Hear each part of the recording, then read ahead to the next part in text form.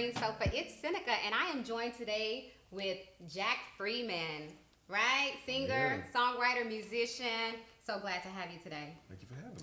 So we got a lot we want to discuss today, and my heart has been heavy all week because of the passing of Nipseyhussle. So I posed a question on my Facebook this week, and I was basically saying, for those of us who have quote unquote made it out of the hood, is it wise or even safe to go back? How do you feel about that, Jack? I don't know if it's as wise as it is noble, right? Okay. I think when I say that, that doesn't mean that it's not wise. It doesn't mean that it is wise. I think that it's noble to definitely go back to the hood and give back to your community and touch bases with the people that are often left out. Right. The important part of it is when you make it out of whatever circumstances you're in, no matter what your occupation is. Okay. I would say that the important people to reach out to are the children. Okay. Because working with kids for the little time that I did, I noticed that a lot of kids in these areas, in these in the hood, pretty much, only really believe and do the things that they see. So if you believe that you're gonna rap, if you believe that the only way you're gonna be able to make it is to rap, then that's what you're gonna try to do. If you think that the only thing you're gonna be able to do to get out of the hood is to play basketball or football or whatever, that's what you're gonna try to do. Yeah. And very seldom do we see kids or people in the hood that are doctors still, or engineers, or lawyers, or anything like that. And it's important for those to come back just as much as the rappers. And a lot of the time, they should be locking arms and saying, you know, there should be a panel of women and men in the hood that all do different things and can show the children that, like, you know, you don't have to be the rapper. You can be a mixing engineer. You can be a film director, or you can be a lawyer. You can be a doctor. You can be a salesman of some sort. So how do we get that exposure? Because if we're only seeing the rappers and the dope dealers, because I know in my neighborhood it was like, you know, Sunnyside, you always saw the boys on the, you know, the Vols, you know what I'm saying? The big wheels and the Vols and things like that. And so that's what the children aspired to be, because that's who they saw as successful. You know, the guys, the dope dealers, they had money. The guys with the fancy cars and things like that. We didn't see people who were lawyers and doctors and things like that in the hood. So it's like, how do we even bring that exposure to the hood? I think it's our responsibility. We have to go to them. Okay. And we can't make $1 million and then decide that they'll never go back to their neighborhood. Yeah. You have to, if it's something that you're passionate about at all, if it's important to you at all, you have to go and reach out to these kids, because other than that, like, a lot of these kids don't even, you know, a lot of these kids walk to school. You know what I mean? Like, how are you gonna get them to go downtown to go look at some buildings and they've never been out of Third Ward, or they've never been out of Sunnyside? You know what I mean? Like, Houston, especially when you look at Houston, there's pockets of Houston that are the hood and they've never seen the other side of the freeway. Oh, trust me, I know. So it's just a matter of, like, it is our responsibility as elder, as adults, as people who are of any type of financial status or job, or whatever the situation is. It's our duty to go back, and if it's important to you, to go back and talk to these kids and say, look, you know, you don't have to just do these two things. You can do other things, and I know because I did it, and this is how I did it. I went to school and I did this, and I, you know, went down this road, or I went and learned how to become an actor in some type of way, or whatever the situation is. One of the things that Nipsey says in his album Crenshaw, he says, when you make it out the hood, you know, people don't want to see you basically make it out. He was like, even your homeboys don't want to see you living good. I think that's a plague of ours. Okay. You know, it's a condition. Yeah. I think that we feel like a lot of people, they call it survivor's remorse. So a lot of people get out of their situations, and as they're doing the things that they are aspiring to do and living their dreams, you know, they're getting calls back home that the homie just got killed. Or, Yeah. You know, such and such is going to jail for another, you know, for life. Or this person is, and you feel like a guilt about yourself about like, you know, Really? I was right there with these people. I wonder why that is, because one of the things Steve Harvey says is the best thing you can do for poor people is not be one of them. You know what I'm saying? And I truly believe like the best thing you can do for poor people is not be one of them. And it's true, but it's also just like, you know, I would say just on a family aspect, like let's say you grew up and you became the first person in your family to go to college. Yeah. You go to college, you go off to college, and you're not in the city or whatever, and the people who raised you, maybe your grandfather or your grandmother or your aunt or uncle or something like that, or your parents, maybe they get sick and they pass away while you're there. Yeah. And that survivor's guilt is always there because you wish you were right there at home with them. True. When the people that really love you, like your parents or like your family members that really, really want you to succeed, and you were the first person to go to school in your family, are really like, no, you should definitely be out there. You should absolutely be out there.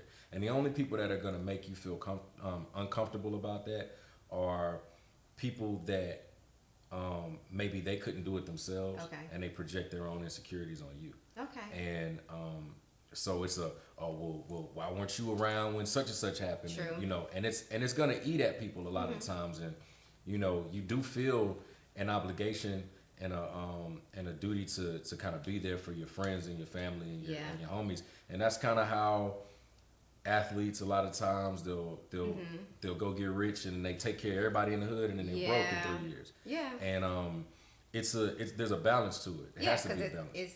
That's not working for them. Yeah, it's definitely got to be a balance. I think that jealousy is always going to be present in areas where lack. Yeah.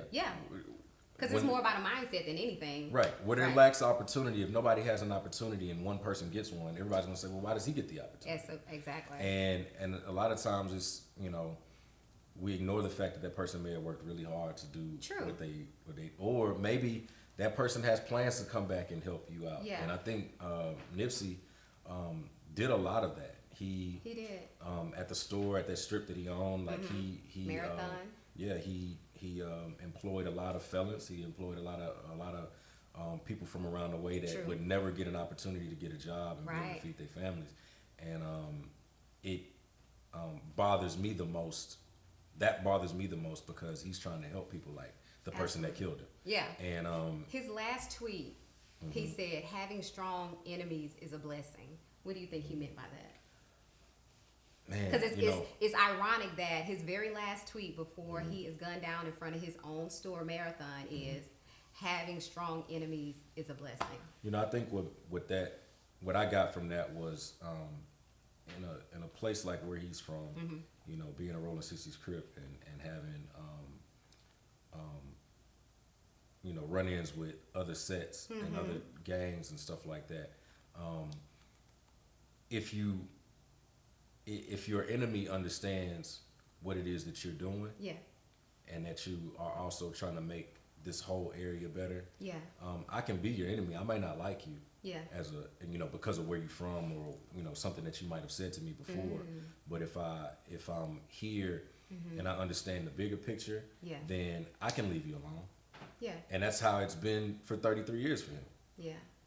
But the weak enemies are the ones that can't take that one thing that you said to them, or that you know what I mean. Like there's a lot of people. There's people all over America, corporate America, that are, you know, businessmen, CEOs of Fortune 500 companies that don't like each other. And they are constantly at odds with each other. They're competing and all that kind of stuff. But in the end, if it fits their agenda, for the most part, if it betters their agenda, then it works. You see it with the Republican Party. There's people that don't even like Donald Trump. But they come together for a common cause. They come together, and they come together for the common cause of white supremacy and racism. And we're just going to be like, well, I don't like him, but if he's going to be our guy, then he's just going to be our guy. Behind him. And we're going to lie for him, we're going to steal for him, we're going to do whatever we need to do to keep him. When I look at, there's something called the Maslow's hierarchy of needs, right? Right. And so in the hood, when your basic needs aren't being met, when those physiological needs, that's at the bottom level, right? That very, I call it the lower level. Right. And then you get to more of the safety, right? Safety and protection, and then those relationships, esteem. Most people never get to self-actualization, which is knowing your purpose, knowing why you're supposed to be here on earth, right? Because if you're worried about how you're going to eat today, Right. you know, where you going to sleep tonight, like how do you win in an environment like that when you're surrounded by everybody who's going through the exact same thing? Right. Like, how do you get out? Well, that's essentially what they've done. Yeah. After slavery and all of that, and when you don't give us the reparations that you owe us, you put us in an area where only we are allowed to thrive, allowed to live. Okay. That's the only place we can build our businesses and circulate our dollar. True. Once you move out of there, then there's a problem. After the street lights come on, you gotta go. Yeah. And when you give us limited resources, and when you take away certain things like books at school and free lunch for these people that are poor and all of these things, and you don't educate the kids and the adults, it develops a cycle. Yeah. When you look at the crime in our communities, and I try to explain this to people, mainly white people that have never been in the hood, that always have things to say about, well, look at Chicago and look at all of these things. Right. Well, because Chicago is not synonymous with black people. And they'll tell us that, well, black people, are responsible for such and such amount of murders in America and all that kind of stuff. And I try to explain to them that in low-income areas, most crime is strictly financial. Yeah, It's about proximity. Like, people kill people that they're close to. It has nothing to do with, it's about proximity. Right, and it is about proximity, but so like if the dope boy in the hood is the guy that I want to rob, because he's the one with money, I'm going to rob him. Yeah. If I'm going to, like, there was a couple of years ago, some kids in Chicago killed their mom or parents, something like that, because they knew that the life insurance was going to kick in for them. Oh gosh. Okay. You know what I mean? Like, these are things that people are, you robbing stores, or this hood is shooting up at this hood because they want turf to be able to expand. It's the exact same thing America does to every other country. And, it's even funny you said that, because I was watching a recent video about Nipsey Hussle, and one of the things he was saying is that a lot of times when they're in the hood, they're getting ready to rob, they're looking for somebody, you know what I'm saying? You done had some gang member who done came to your set, shot up the place. Now we about to go return the favor, right? Right. And he was saying that we're looking for the guy who looks like me. Right. The guy with the sagging pants, the guy with the tattoos on his face. You know what I'm saying? Right. The guy with the kicks, and he looks like a drug dealer. He looks like the enemy. But the crazy thing about it is that he looks like you. Right. Right? Think about how psychologically damaging that is that the enemy, the person that you look for, is actually you. And a lot of the times he looks like you and he lives a block over. Yeah. And it's a harsh reality that we live in, and it's becoming culture because it's habit. Yeah. And it's really not culture. It's what we've just been conditioned to do. Because, like, if you sit these two rival gangs down, and you say, okay, well, what's the problem? Well, he killed the homie. Okay, well, why did he kill the homie? Well, why did y'all kill the homie? Well, we killed the homie because he killed our homie. Okay, well, why did you kill him? And then it's like, and it doesn't stop, and nobody knows why it started. Nobody knows that, or it might have just been like 2 years ago at a house party, somebody got in an argument over some girl, and somebody got jumped and didn't even get killed. Yeah.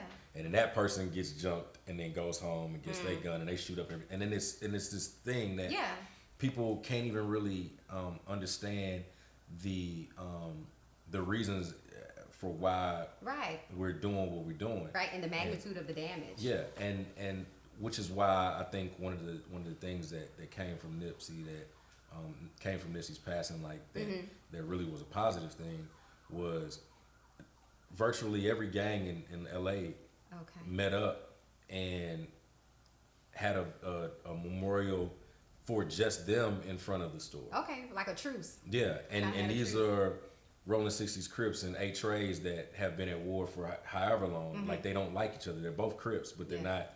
They don't even get along within the Crip sets. And I then feel like it's this whole idea of like keeping it real, right? Do you remember Dave Chappelle when he used to have that thing when keeping it real goes wrong? Yeah, that's Like, exactly what it is. Yeah, it's like when keeping it real goes wrong because it's like, how long are we going to keep offending each other in the name of keeping it real? Because it's not working.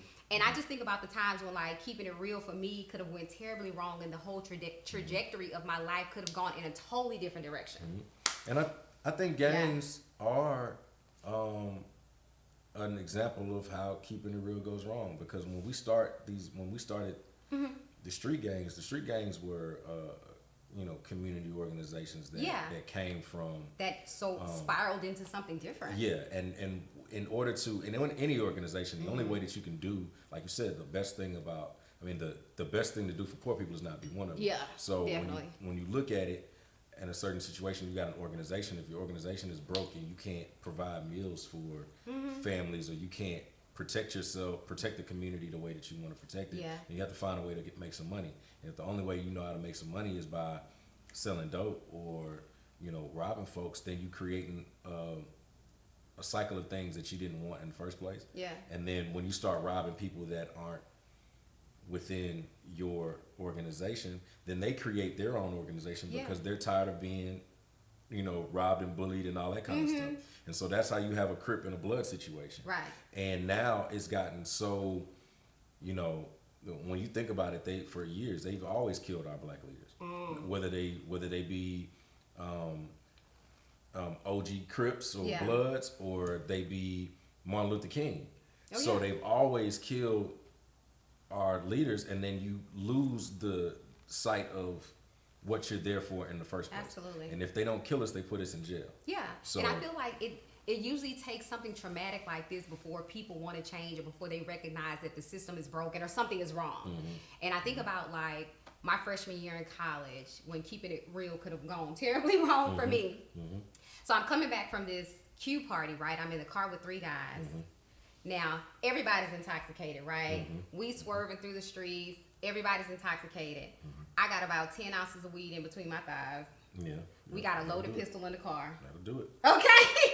We got a loaded pistol in the car. Please arrest me. Listen, Yeah. I'm higher than a 747 en route to Shanghai. Okay, we all high. And it could have gone terribly wrong because next thing you know, there's a police who got behind us. And I'm thinking, Lord, how am I going to explain to my father? I'm high, I'm drunk. We got a loaded pistol in the car, no license. You know what I mean? And now we've been pulled over by these cops in rural Alabama. Yeah. Yeah. In Alabama, like this, that's a situation where 10 seconds of your life can completely. Yeah, I was thinking like, man, that dumb mistake could have cost me everything, and that was my freshman year. I could have still been in jail today. I mean, I look at the way that I grew up, and having, I was exposed to a lot of things growing up. We grew up in the Acres Home area, but then we in Inwood pretty much. Okay. So even in Inwood, it was like the better part of the Acres Home area. Okay. A few white folks lived over there. And, Okay. There were families there that were thriving, but like, a street over there's you in Acres Home. Yeah. Like you really in Acres Home. And a lot of my friends, because I played sports growing up, so Okay. One of my really close friends was a better athlete than me. He was bigger, stronger, faster. Could have been a pro athlete in just about anything he tried to do. Okay. And I went off to college. Yeah. And was playing Division I football. And Okay. 2 weeks into me being at my camp, like before the season started, my mom calls me and she's like, Okay. did you hear about Brandon? I'm like, no. And I'm hoping that she didn't tell me that he got killed or whatever. Right. And he's like, no, he's gonna go. He got arrested. He committed an armed robbery, like Oh wow. an aggravated robbery. Yeah. And I was trying to figure out, I sat because that's when survivor's remorse kicked in for me. Really? Because I looked in and I said, the first thing I said was, man, if he'd have been with me, it wouldn't have been. Okay. He wouldn't have had to have done that. Yeah. And so I always try to reconcile like what it was about me. What was it? Because again, survivor's remorse makes you sit and think about everything that you've done in your life. Yeah. And why you get to go this way. And Yeah. this Why person you get gets to go passed? this way. And And I looked at all of the things in this situation, and I had both parents at home. Okay. Okay.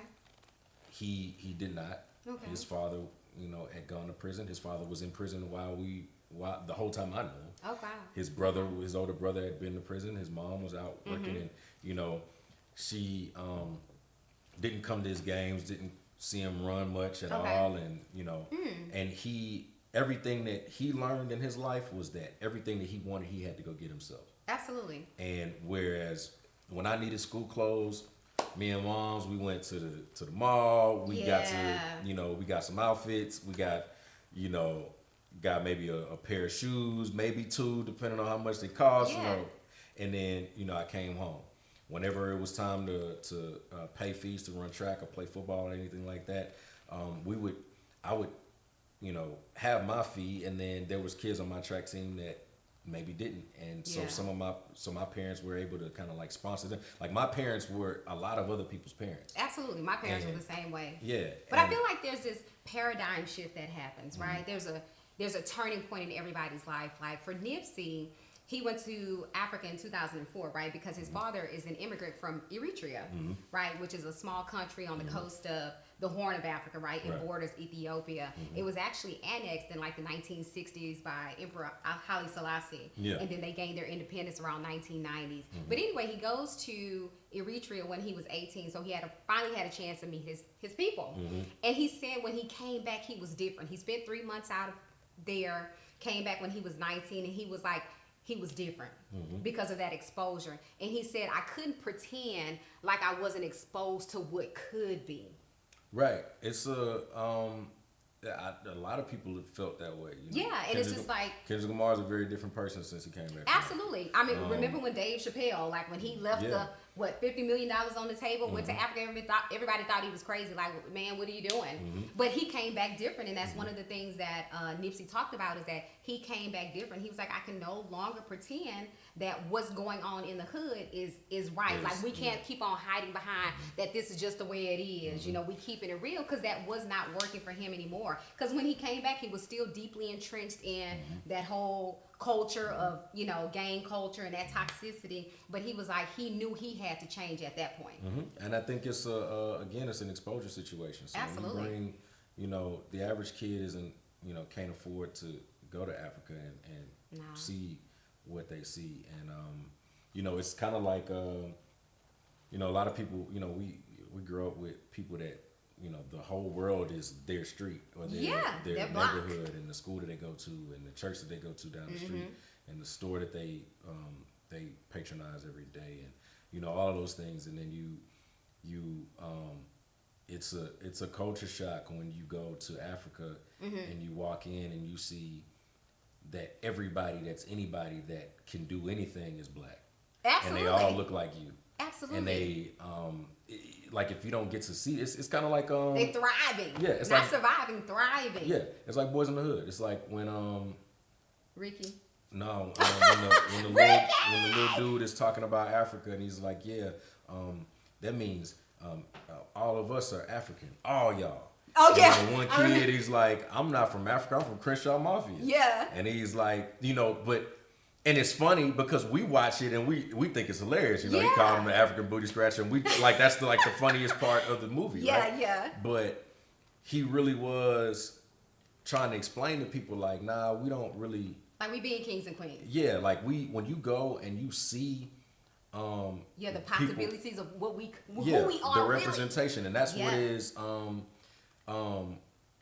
and it's a bit of a shift, but like that's what empowered so many people about Black Panther. Absolutely. And being able to see a black king and a black king with a black queen, and then their parents are kings and queens, and then there's like we come from this lineage of royalty, and there's there's a lot of truth in, you know, obviously it's a fictional movie and these are fictional elements, but there are things like you know, Africa's rich in a lot of everything, natural resources, everything. Yeah, and we can, Africans can thrive off of what they. If it wasn't the case, white people wouldn't be trying to conquer it so much. Oh, they going in droves. Yeah, in droves. And you know, when you don't have the means, when you don't have the information to go to the continent of Africa or to Jamaica or all of these places where you know, black folks ain't just regular old third world black folks. Yeah, you yeah. know, when you get to see something different. Yeah. But you know what? It's funny because it's like, think about how rap and hip hop culture influences the world, right? The first time I learned about a Molly or a Percocet was through rap music. I was like, what the hell is that? Yeah. You know what I'm saying? Riding with that Nina. I was like, who the hell is Nina? And why are you riding around with her? Yeah. Why are you riding with her? Is she a prostitute or right? is she?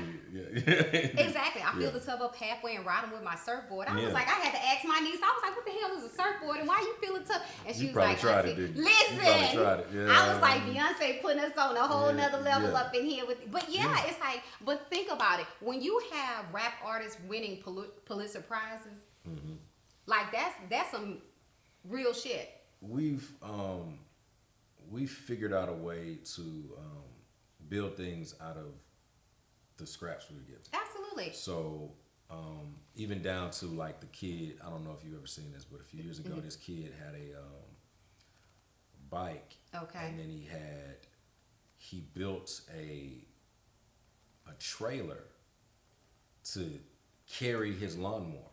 Okay. And it was like a fully functioning, like this is what it does, and then and I can do this so that I can pull them. And he rode around with this bike, right, and this homemade trailer that he made from scraps of wood and you know, and nails and stuff like that. Okay. To carry his lawnmower around, and was cutting yards just all over the neighborhood. This kid had to be 12, 13 years old. Okay. And you know, when you do it, when you look at what it costs and what it, you know, and you say, well, I can't really afford that, but I can figure out a way. Another a friend of mine is a lady by the name of Sean Adigan. Okay. Nigerian, of Nigerian descent. She's from Chicago. One of 130 people in the world who's ever competed in the Summer and the Winter Olympics. Wow. And that's dope. She started the Nigerian bobsled team. Wow. She's the creator and the person who put this into motion 3 years ago, and they competed for the first time in the Winter Olympics. But one of the things she said was, a bobsled costs so much that how am I going to train? So she went to Lowe's and bought all the pieces and got a one with wheels, and she trained in Houston how to, her bobsledding. And then when it was time to get on a real course, because there's only like 2 courses in America that you can go to, you got to fly out there, you got to pay this much, and you got to do all this kind of stuff, and you had to get a sled, and then so she had to get a used sled. Used sleds are like $10,000. Wow. And then a new sled starts at $25. Wow. You know what I mean? In America, the American team has a sled that's made by BMW, and that's a $50,000 sled. She's running around here in a $20,000 sled, which is still a good sled. But where it comes from, the point is where it comes from is that we've been able to do things from the stuff that we were given. So when your parents back in the 60s and the 70s only had these tall speakers and these records, and this guy's in there scratching up all the records. Yeah, they made do with what they had. Yeah, and everybody's putting their mom's speakers in the trunk and then trying to and creating hip hop. Yeah, yeah. We do everything from the lowest of what we have. Right. So imagine if we had all the resources. Yeah. But you make a really great point, because it's like, I feel like we are so innovative. We are the pioneers of innovation. We are the curators of culture, right? When you got Barack Obama dusting off his shoulder in a Democratic primary, you know what I'm saying? Just think about how Jay-Z felt in that moment, when it's like, that's how hip hop and rap permeates everything, every facet of life. You know what I mean? Georgetown University teaches courses on Jay-Z and hip hop. There's another course at another school, it's just Tupac. Yeah, There's Rice University. Bun B teaches at Rice University on hip hop and religion. Yeah. Ninth Wonder is in North Carolina, I believe, at Central, teaching a hip hop class, and there's another one that is similar that I just was talking to somebody about. Yeah. But there's courses all over there's a new music building at USC funded by Dr. Dre.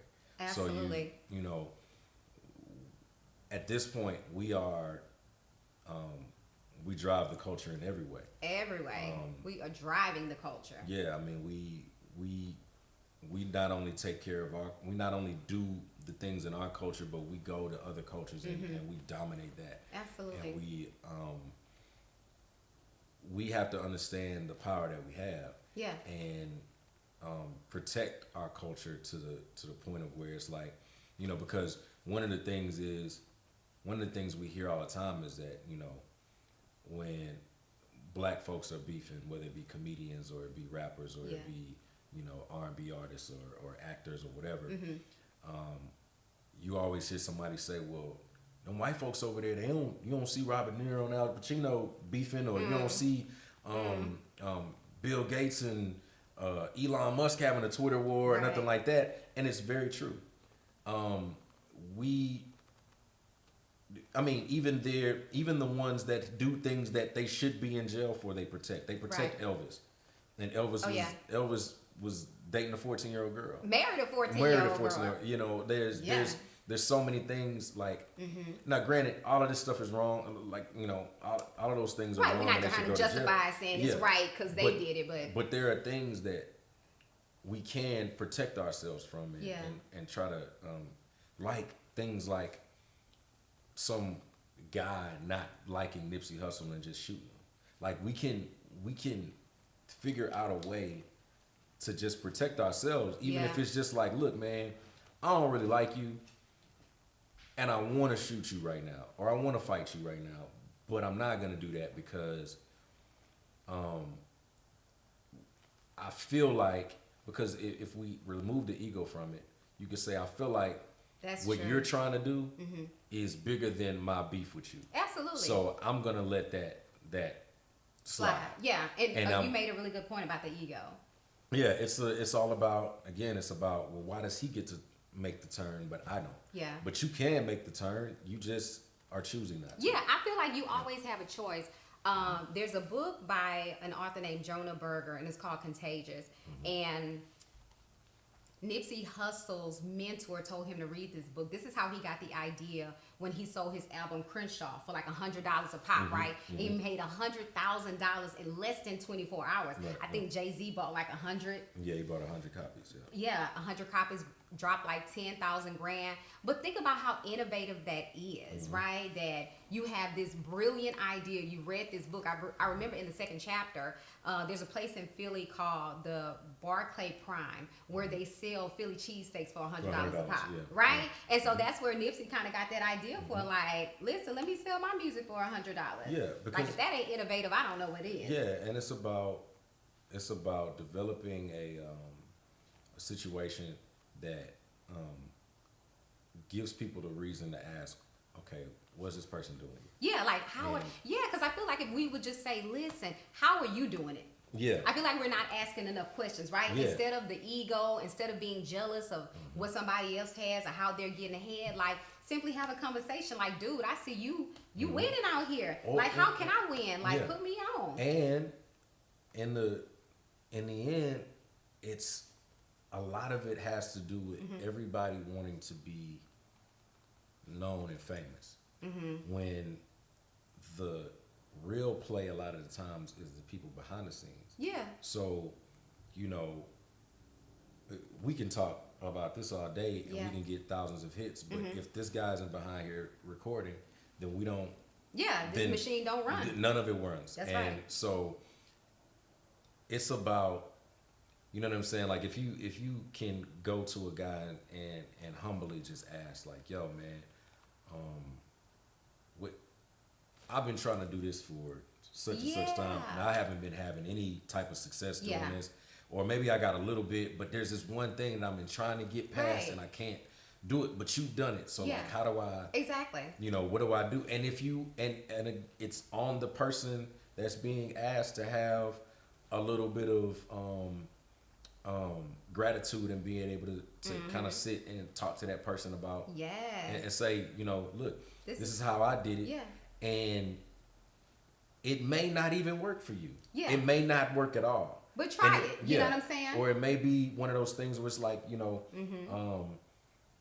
maybe you thought you wanted to rap, but now Yeah. you really just kind of want to be an engineer, or Yeah. you really just kind of want to get into management or Absolutely. things like that. Because those choices allow you to see if this is really the direction you want to go in Yeah. or not.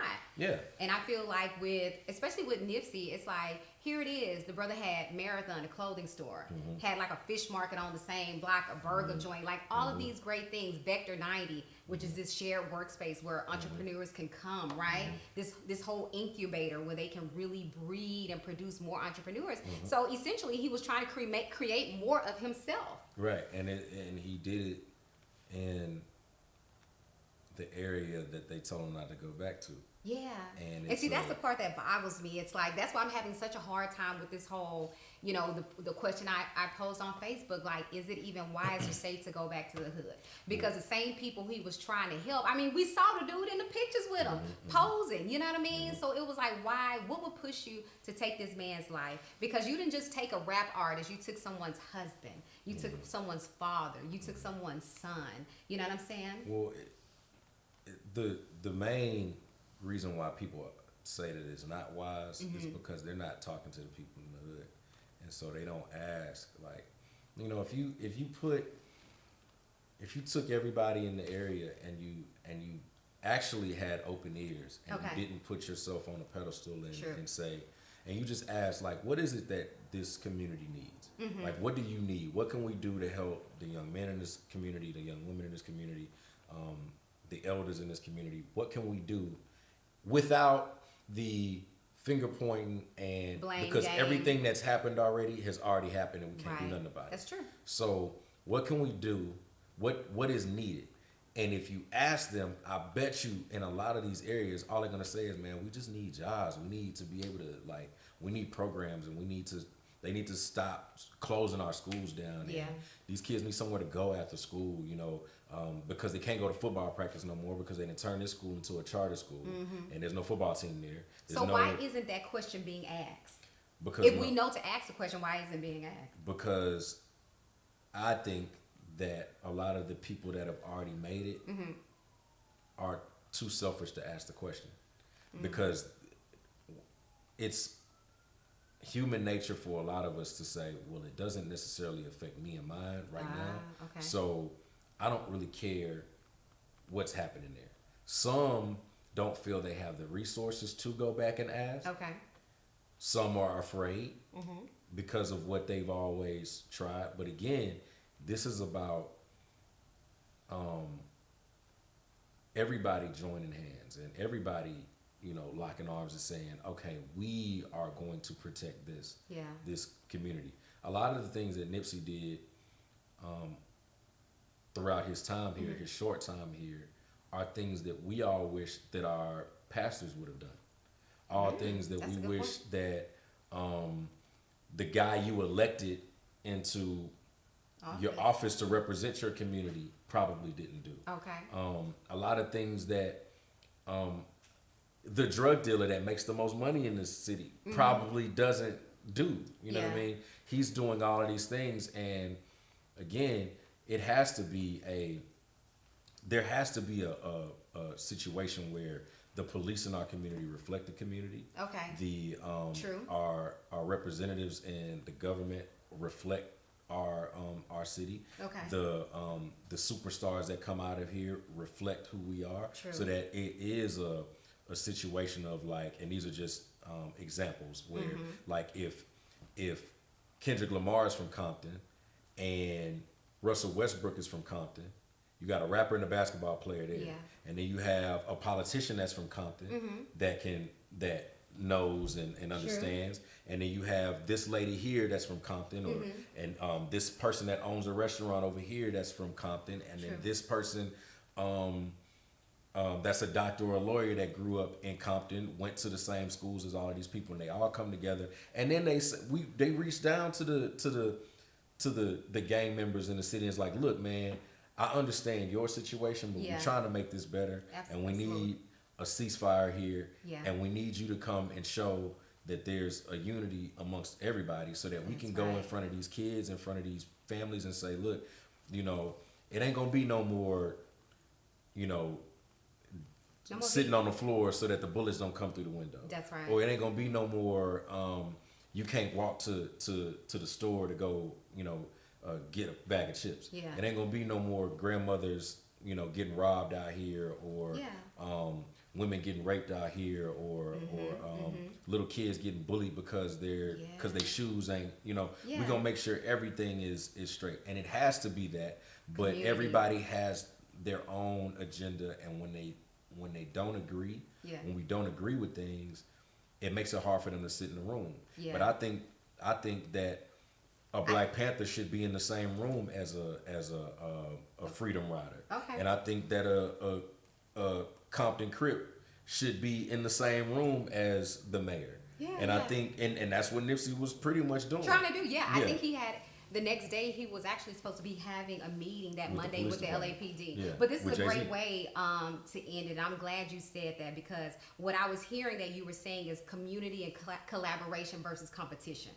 Community, collaboration versus competition. There's a Bible verse that I love, and I always tell people this. There's a part where Jesus is telling the guys, you know, Simon, Simon, you know, the devil has asked to sift you like wheat. Like he coming for you, right? And he said, but I pray for you that your faith fail you not. And when you have been converted, meaning when you've changed, when you've gotten outside of the drugs and the gangs and all that other, right? When you've made it out, go back and strengthen your brethren, right? Go back and get who you used to be. Yeah. So what I feel like with this whole thing with Nipsey Hussle, we have not only a civic and a moral and a fiduciary responsibility, but just a personal responsibility to go back and get the people who we used to be. You a drug dealer, you made it out the hood, go back and get the drug dealer and show him that there's a great opportunity for you to use your platform for something even greater. Yeah. So we're so glad we had you on here, Jack. I'm so glad Thank we had you a so chance much. to talk about it, because Absolutely. it was something that was really near and dear to my heart. And so all of our love and admiration goes out to Nipsey Hussle and his family, to Lauren London. We are sending you love and prayers. I couldn't imagine. I can't say that I know what you're going through, because I couldn't even imagine the hurt and the pain she's experiencing right now. I know from experience. I've met Nipsey. I met him 6-7 years ago. Okay. And he's a really, really a good guy, man. Just the way that he went out, like, Yeah, you know. he was a good guy. Yeah, he was a very, very good guy, and it shook me up. And I knew a lot of friends of mine that knew him a lot better than I did, and so definitely love to his family and his friends that really cared about him. I know there's a lot of people that's really going through it right now. So you know, shout out to Nipsey and everyone. You know, Who mourns his loss. And everyone who's experienced the same thing in their own lives, Absolutely. and So thank you guys. This is Seneca Dunmore with Jack Freeman on the Green Sofa. See ya.